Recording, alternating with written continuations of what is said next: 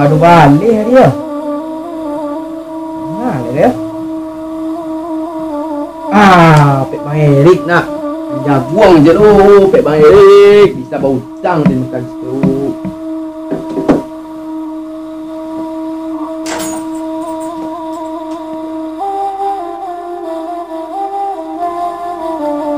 Erik, makan jaguang haruslah sikit. Awak sobok jodoh.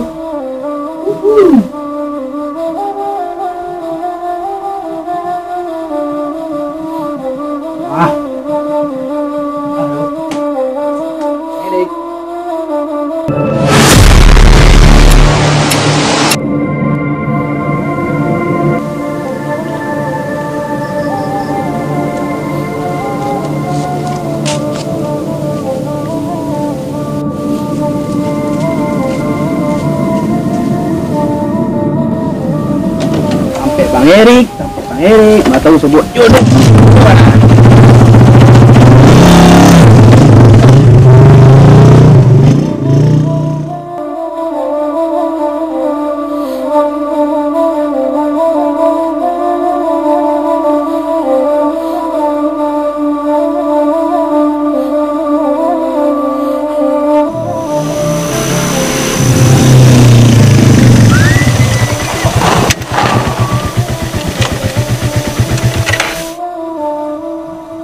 Makan jagung. Erik. Buang cik. Jagung ha. Jagung bakar lah, nang gadang Ini nang gadang tu rumah Pulau Desa tu ha. Kana ada rumah ke Pulau Desa. Cak lah gunung Singgalang tu gadang lu tu ah. Hahaha. Tunggu sebentar.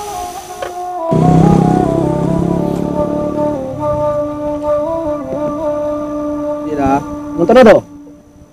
Aduh lah, kepo dah mah. Boleh ah? Oh, tak bisa. Alah, masalah bana mah sudah boleh aja. Dak. Itu tu nonton.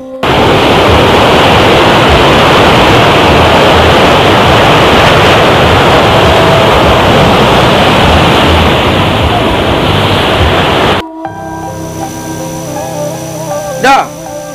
Pasal pipis ah, ada mah pipis ku ah. Di belakang tu ah. Situ. Oh iyalah, sesak benar. Tapi situ angker mah.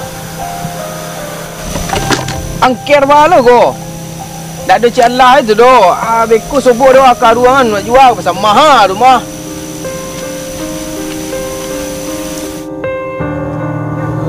Kecil Daddy tu. Tahu je si awak lah. Pasal robok je kau tu. Wah. Akar ruangan jual. Mana nak kira ni? Mana nak kira Derek tu? Dan akar ruangan dan jual apa pitin balik pajeru. Mana yang kira?